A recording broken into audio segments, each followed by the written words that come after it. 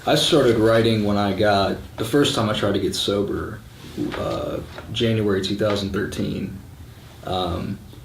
It just kind of happened by chance. Like I was listening to a Logic album that he just dropped, and it was just the best thing I'd ever heard at the time. It resonated, and something inside just told me, like, just sit down and try to write a rap, and it just kind of happened.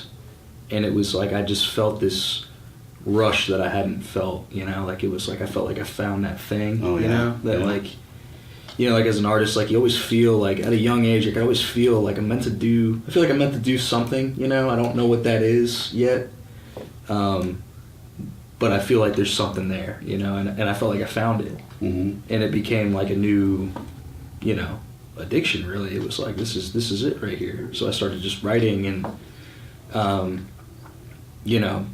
ended up relapsing and then coming back into recovery this last time. And it was interesting because coming back in, like I knew that that's really what I wanted to do, like I felt called to that.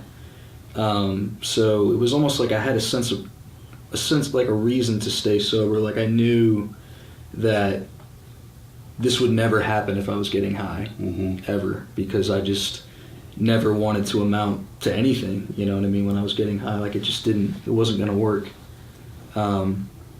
So the mixtape, it's called Relapse Prevention. That's the name. We had a relapse prevention packet in Ridgeview, which is where I went to rehab, and plug Ridgeview in. Yeah, shouts out. That's my alma mater too.